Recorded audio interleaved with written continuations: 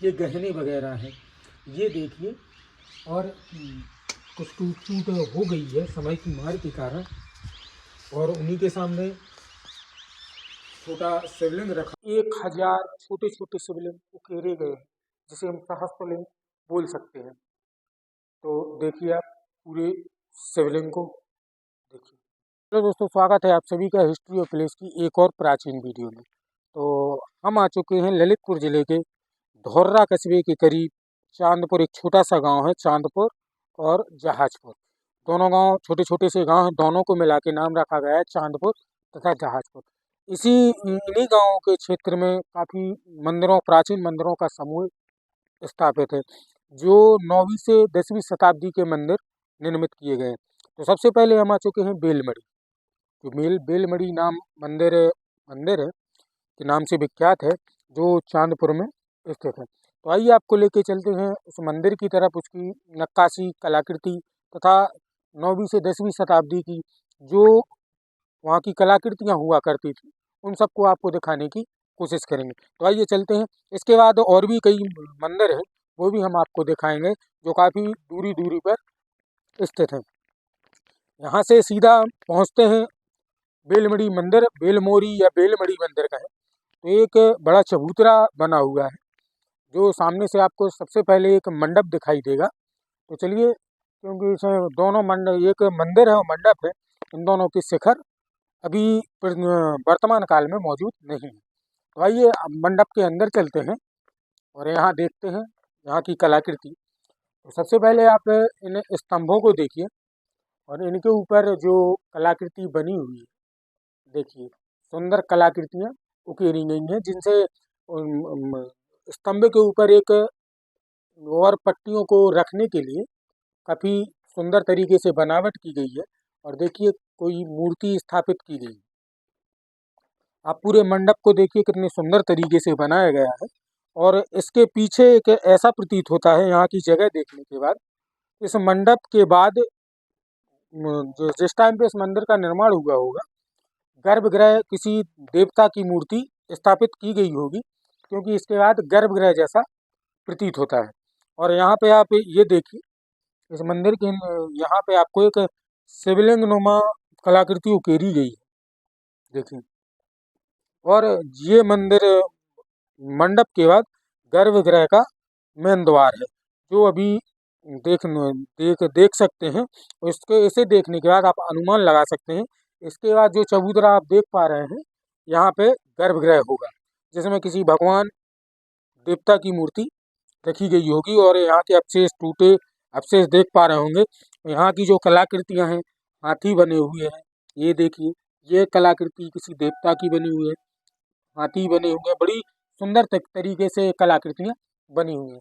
और आप हर स्तंभ पे इस चीज़ से अनुमान लगाया जा सकता है कि आप हर खंबे पर देखेंगे तो आपको ये शिवलिंग नुमा आकृति आपको देखने को मिलेगी। तो इससे हम अंदाज़ा लगा सकते हैं कि यहाँ पे हो सकता है कि इस गर्भगृह में भगवान शिव की शिवलिंग मौजूद रहा होगा, जो 9वीं से 10वीं शताब्दी का है। तो आइए इसी के बाद हम आपको लेके चलेंगे उस मंदिर की तरफ, जिसका शिखर आज मौजूद नहीं है, लेकिन हम आपको दिखाने की कोशिश करेंगे। तो जैसे ही हम मंदिर के पास पहुंचते हैं, सामने से रेलवे लाइन निकली हुई है, जो ट्रेन निकल रही है, जिसकी आवाज़ आपको भी आ रही होगी।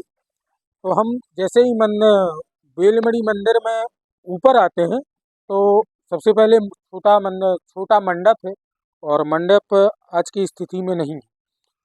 फिर हम जैसे ही अंदर पहुंचेंगे तो हमें गर्भगृह दिखाई देगा। गर्भगृह आज की स्थिति में काफ़ी जीर्ण अवस्था में है। आप एक कलाकृति देखिए, कितनी सुंदर तरीके से बनाई गई है, और गर्भगृह खाली है, जिसका आज शिखर भी मौजूद नहीं है। इसकी कलाकृति दृश्य जो उकेरी गई है, आप यहाँ से दिखाइए, कितनी सुंदर तरीके से बनावट की गई है। ये मूर्तियाँ देखिए, कई देवताओं की मूर्तियाँ उकेरी गई हैं, और उनकी सुंदर बनावट आपको देखते बन रही हो, कितनी सुंदर तरीके से इनकी बनावट की गई है, देखिए।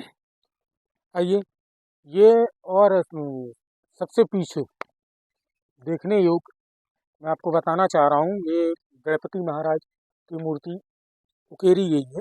बड़ी देखने में सुंदर और स्पष्ट दिखाई पड़ रही है कि भगवान गणेश जी की मूर्ति। आइए अब आगे आगे भी आपको लेके चलेंगे। ये भी कुछ मूर्तियाँ, कुछ देवताओं की मूर्तियाँ बनी हुई हैं और इसी के चलते यहाँ पे भी कुछ मूर्तियाँ हैं। और ये माना जा सकता है कि भगवान किसी देवी की मूर्ति होगी या सरस्वती माता की मूर्ति मान सकते हैं, क्योंकि इनके हाथ में ऐसा प्रतीत होता है जैसे वीणा हाथ में लिए रहती है, क्योंकि वो विद्या की देवी है। तो चलिए अब आगे भी और भी काफ़ी मंदिर यहाँ पे मौजूद है, जिसे भी दिखाने की कोशिश करेंगे।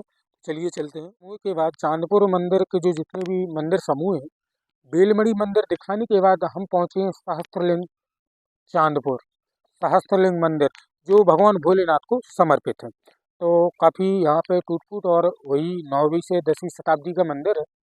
तो चलिए दिखाते हैं आपको इस मंदिर में क्या कुछ है, कितने अवशेष बाकी है। तो आइए आपको लेके चलते हैं सहस्त्रलिंग मंदिर की तरफ। तो जैसे ही हमारी अंदर नज़र पड़ती है तो सबसे पहले हमें यहाँ का साइन बोर्ड देखने को मिलता है, जिसपे बखूबी लिखा गया है चांदपुर पुरातत्व दृष्टि से अत्यंत समृद्ध क्षेत्र है ये, और एक विशाल शिवलिंग के रूप में निर्मित प्रतिमा के आधार पर हुआ है, जिस पर छोटे छोटे लिंग उकेरे गए हैं, जिसमें इसे सहस्त्रलिंग की संज्ञा प्रदान की गई है। तो जैसे ही हम सहस्त्रलिंग मंदिर में प्रवेश करते हैं तो सामने हमें भगवान भोलेनाथ के पहरी नंदी महाराज की मूर्ति देखने को मिलती है। तो उसी से अंदाज़ा लगा सकते हैं कि ये मंदिर भगवान भोलेनाथ को समर्पित है। और कुछ मंदिर रहे होंगे जो अवशेष आज भी देखने को मिलते हैं। यहाँ इस तरफ भी दिखाइए तो काफ़ी अवशेष आज भी जीर्ण शीर्ण अवस्था में पड़े हुए हैं, लेकिन कुछ आज भी जैसे जो सहस्त्रलिंग मंदिर है, लोगों द्वारा आज भी पूजा अर्चना की जाती है, फूल वगैरह दिख रहे हैं। तो हम भी आपको इस मंदिर के दर्शन कराएंगे। तो सबसे पहले ये भव्य विशालकाय मूर्ति नंदी महाराज की देखिए आप, कितनी सुंदर लग रही है। और इस पर छोटी छोटी बारीक तरीके से, कितनी बारीकी से आपको उनके ऊपर जो सुंदरता उकेरी गई है। आप ये चैन देखिए जो लोहे की रहती है, कितनी एक ही पत्थर पे कितने तरीके से उकेरी गई है। ये शिवलिंग भगवान नंदी है, ये घंटी है, ये उनके खुर बने हुए हैं। देखिए आप, ये नंदी महाराज की पूंछ है, ये सजावट है उनकी, ये गहने वगैरह हैं, ये देखिए। और कुछ टूट फूट हो गई है समय की मार के कारण, और उन्हीं के सामने छोटा शिवलिंग रखा हुआ है। और अब चलेंगे हम सहस्त्रलिंग भगवान भोलेनाथ को समर्पित, बड़ा भव्य, देखने में बड़ा ही सुंदर प्रतीत हो रहा है मंदिर। तो हम तो सोच ही नहीं सकते कि हमारे ललितपुर जिले के बुंदेलखंड क्षेत्र में इतना भव्य मंदिर हमें देखने को मिलेगा। तो सबसे पहले हम पहुंचेंगे मुख्य द्वार पे। ये मंडप है, मंडप की आप सुंदरता देखिए पहले। और जैसा कि मैंने बेलमणि मंदिर के बारे में बताया था कि ये निशानी भगवान शिवलिंग को प्रतीत करती है। देखिए मंडप की सुंदरता देखिए। और जो गर्भगृह है, गर्भगृह काफ़ी बड़ा दिखाई पड़ रहा है। ये आप दोनों तरफ मूर्तियाँ देखिए, कितनी सुंदर अच्छी बनावट दिख रही है। और ऊपर नटराज नृत्य करने की मुद्रा में भगवान आपको दिखाई पड़ेंगे, दोनों तरफ पहरी दिखाई पड़ेंगे। और पूजा अर्चना करने की मुद्रा में खड़े हुए देविकाएं आपको दिखाई पड़ेंगी। और सीधा अब हम चलेंगे अंदर, पहले हम मोबाइल का उजीला कर लें, तो आपको सहस्त्रलिंग के दर्शन कराएंगे, जो देखने में बड़ी भव्य प्रतीत, शिवलिंग की तरफ जो बड़ी ही भव्य प्रतीत हो रही है। हमें देखने में भी अंदर अंदर एक अति उत्साह प्रतीत हो रहा है कि हमें ऐसा शिवलिंग देखने को मिल रहा है, ऐसे दर्शन करने को मिल रहे हैं। चलिए सबसे पहले हम भोलेनाथ को प्रणाम करेंगे और अब हम चलेंगे गर्भगृह में। कितना भव्य, कितना शोभामय शिवलिंग देखिए आप। मतलब एक शिवलिंग है, उस पे 1000 छोटे छोटे शिवलिंग उकेरे गए हैं, जिसे हम सहस्त्रलिंग बोल सकते हैं। तो देखिए आप पूरे शिवलिंग को देखिए, और इसी पे भगवान की मूर्तियां भी उकेरी गई हैं, जो काले पत्थर, ब्लैक डायमंड जिसे बोला जाता है। और ये है गर्भगृह, ये गर्भगृह का परिक्रमा है। देखिए कितनी सुंदर लग रहा है। तो आप ये परिक्रमा देखिए, कितनी भव्य तरीके से गर्भगृह का निर्माण किया गया है। आइए यहाँ पे, और ये सहस्त्र शिवलिंग है, जिसके आप बखूबी दर्शन कर पाएंगे। कितना सुंदर, कितना भव्य, मतलब एक अंदर हमें इस गर्भगृह में आने से एक अलग ही उत्साह और एक भक्तिमय प्रेरणा हमें मिल रही है। कितनी सुंदर मूर्ति है, ब्लैक डायमंड में, एक शांतिपूर्ण तरीके से, बड़ी सुंदर, अद्भुत, जिसे कहें अद्भुत, मिरेकल, चमत्कार, चमत्कारिक मूर्ति। मतलब हमें ऐसे महसूस हो रहा है कि भगवान शिव से अगर इस मंदिर में आके भगवान शिव से अगर सच्चे मन से कोई चीज़ मांग ली जाए तो बखूबी पूरी हो जाएगी। तो ऐसे ही और हम आगे भी, जैसे चांदपुर में और भी मंदिर है, जिसे हम दिखाने की आप सभी को कोशिश करेंगे। तो चलिए चलते हैं, क्योंकि समय भी हो रहा है और हमें आप लोगों को बाकी भी और भी चीज़ें दिखानी है, और वीडियो भी लंबी हो सकती है। तो हम चलिए चलते हैं आगे मंदिरों की तरफ। भोलेनाथ के दर्शन करने के बाद सीधा एक हमें मंडप दिखाई पड़ रहा है, तो हम उसी तरफ चलेंगे, उस मंडप की तरफ चलेंगे, जिसका शिखर भी मौजूद नहीं है और जो थोड़ा जीर्ण शीर्ण अवस्था में मौजूद है। बाकी भी चबूतरे बने हुए थे, इन पे भी मंदिर होंगे, लेकिन आज की स्थिति में, वर्तमान स्थिति में इन पे मंदिर नहीं है। तो इस मंदिर का भी शिखर भी नहीं है, नीचे भी काफ़ी टूट फूट हो चुकी है, मंडप भी जीर्ण शीर्ण अवस्था में है, गर्भगृह का भी अस्तित्व नहीं है। लेकिन फिर भी आप इनकी कला देखिए, वास्तुकला और कलाकृति जो देखने में बड़ी सुंदर प्रतीत होती है, और इसकी जो छत है काफ़ी टूट फूट चुकी है।